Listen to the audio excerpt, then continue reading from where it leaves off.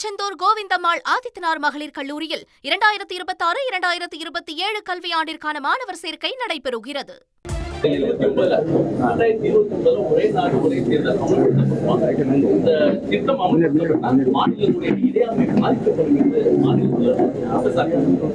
ஏற்கனவே ஒரே நேரங்கள்ல சட்டமன்றத்திற்கும் பாராளுமன்றத்திற்கும் ஒரே நேரத்தில் தேர்தல் நடந்திருக்கிறது, வரலாறு இருக்கிறது.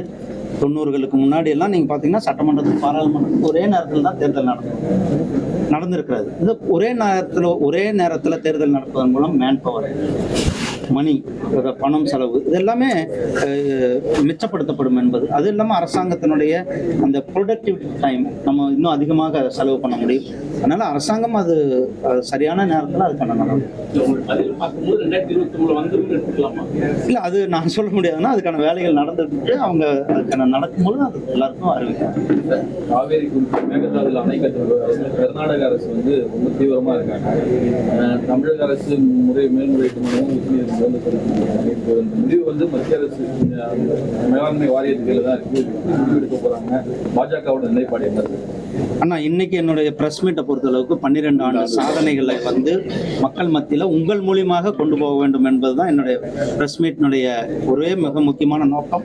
ஏன்னா நிறைய கேள்விகள் இருக்கு. இன்னும் நீங்க தமிழ்நாட்டில் அரசியல் பத்தி நிறைய அதெல்லாம் நீங்க கேட்கறது. அதனால இன்றைக்கு அதையெல்லாம் நாம் தவிர்த்து விட்டு இன்றைக்கு நாம் இந்த 12 ஆண்டு சாதனைகளை உங்கள் மூலியமாக நாம் எடுத்துக்கொள்ள போகிறோம்.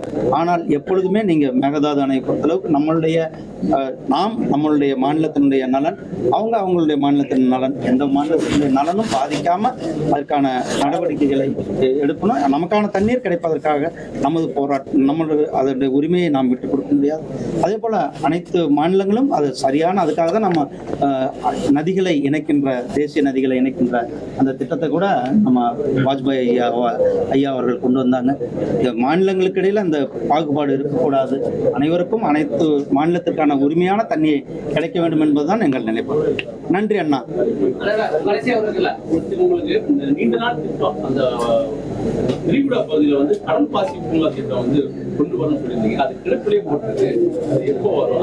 ஆனா நான் மீனவர் அமைச்சராக இருக்கும் பொழுது அதற்கான திட்டத்துக்கு 100 கோடி ரூபாய் பணம் ஒதுக்கி அது மாநில அரசாங்கத்து கையில் கொடுத்துருச்சு.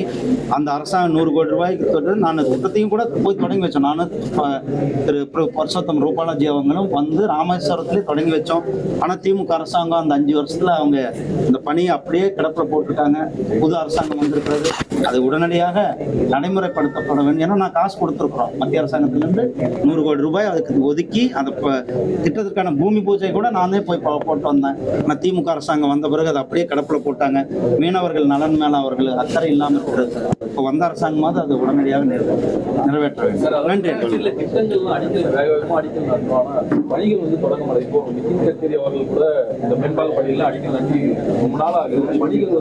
எஸ்டிமேட் போட்டாச்சு, எல்லா வேலைகளும் நடந்துட்டு டெண்டர் போட்டாச்சு. பாருங்க, வேலைகள் நடக்கும். நன்றி அண்ணா. திருச்செந்தூர் கோவிந்தம்மாள் ஆதித்தனார் மகளிர் கல்லூரியில் 2026-2027 கல்வியாண்டிற்கான மாணவர் சேர்க்கை நடைபெறுகிறது.